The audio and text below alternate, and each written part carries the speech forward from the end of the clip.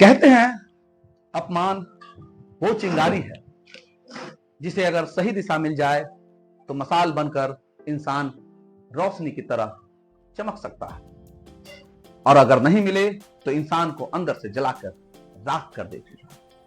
यह अपमान इंसान के आत्मसम्मान को झकझोरता है और व्यक्ति को साबित करने के लिए मजबूर कर देता है कि वह कितना सक्षम है और कितना काबिल है।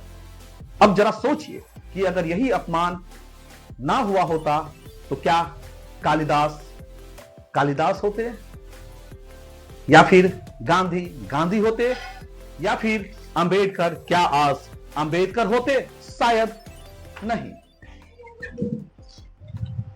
आज हमारी कहानी के नायक भी ऐसे ही महापुरुष है। नमस्कार, मैं डॉक्टर प्रभात आनंद आज बात कर रहा हूं महान दार्शनिक, चिंतक, समाज सुधारक और शिक्षाविद जिनका नाम है महात्मा ज्योतिबा फूले, जिन्होंने अपमान के चलते दुनिया ही बदल दी।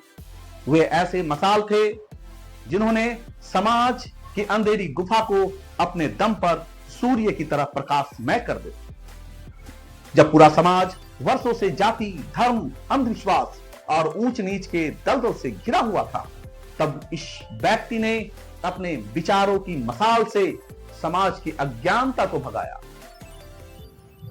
इन्हें न राजपाट की लालसा थी, न दौलत की हवस थी। इनका तो बस एक ही सपना था, एक ऐसा समाज जहां इंसान को इंसान समझा जाए, नारी को सहभागी समझा जाए और शिक्षा हर द्वार पे पहुंचे। उनके बारे में हमारे देश के प्रधानमंत्रियों ने, हमारे देश के शिक्षाविदों ने जो कहा, पूर्व प्रधानमंत्री विश्वनाथ प्रताप सिंह की बात अगर करें तो उन्होंने कहा कि भारत की बुनियादी क्रांति के पहले महापुरुष थे बुद्ध, महावीर, नानक, मार्टिन लूथर के उत्तराधिकारी के रूप में जाने जाते हैं।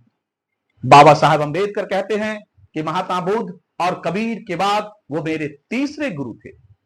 जवाहरलाल नेहरू ने भविष्यवाणी की थी कि भारतीय लोकतंत्र में किसान और मजदूरों की जैसे जैसे उन्नति होगी वैसे वैसे इनका व्यक्तित्व और उभर कर सामने आएगा। महात्मा ज्योतिबा फूले का जन्म 1827 ईस्वी में पुणे में हुआ। 1 वर्ष की अवस्था में ही उनकी माता का निधन हो गया। इनका लालन पालन एक बाई ने किया। उनका परिवार कई पीढ़ियों पहले सतारा से पुणे आकर बस गए थे। वहां वो फूलों का काम करते थे, फूलों से गजरा वगैरह बनाते थे, जिन कारण उनके काम के आधार पर उन्हें फूले नाम से संबोधित किया गया।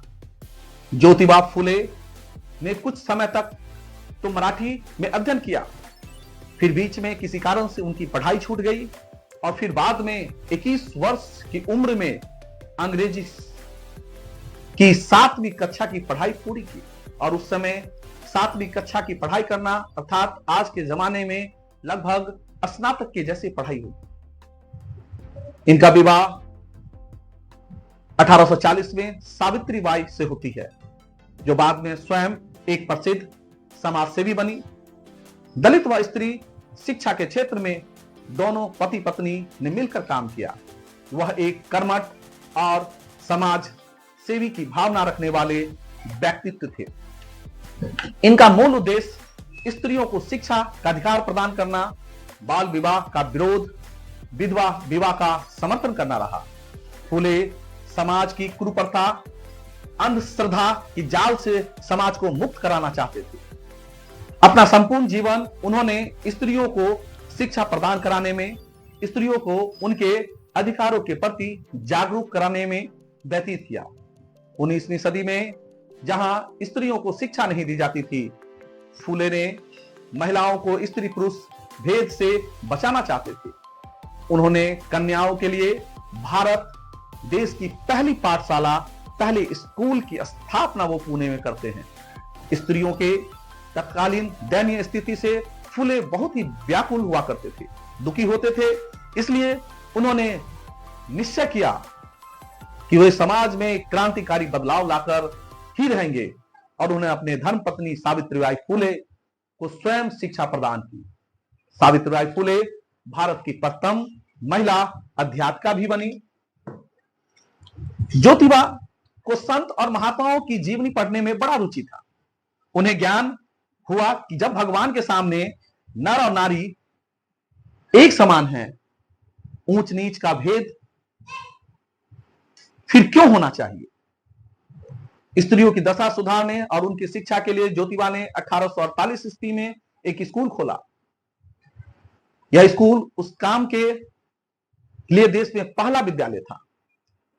लड़कियों को पढ़ाने के लिए अध्यापिका नहीं मिल रही थी, तो उन्होंने स्वयं कुछ दिन वहां पढ़ाने का कार्य करते हैं, पढ़ाते हैं। फिर बाद में अपनी पत्नी को वो इस योग्य बनाते हैं कि ताकि वो सभी को शिक्षा दे सके। कुछ लोगों ने तो प्रारंभ में उनके काम में बाधा डालने की चेष्टा की, किंतु जब फूले आगे बढ़ते ही गए तो उनके पिता पर दबाव डाला गया और फिर उन्हें पति पत्नी सहित घर से बाहर निकलवा दिया गया। इससे भी वो विचलित नहीं हुए। कुछ समय के लिए उनका काम रुका जरूर, लेकिन उनका निश्चय अडिग रहा। शीघ्र ही उन्होंने एक के बाद एक लगातार 3 स्कूलों की उन्होंने स्थापना कर दी। निर्धनता या निर्धन तथा निर्बल वर्ग को न्याय दिलाने के लिए ज्योतिबा ने सत्य शोधक समाज की स्थापना की, यानी समाज में सत्य को स्थापित करना, सत्य की खोज करना, जो 1873 ईस्वी में था। उनकी समाज सेवा देखकर मुंबई की एक विशाल सभा में उन्हें महात्मा नाम से उपाधि दी गई। महात्मा नाम से उन्हें पुकारा गया और उन्हें महात्मा की उपाधि मिल गई। ज्योतिबा ने ब्राह्मण पुरोहित के बिना ही विवाह संस्कार आरंभ कराया।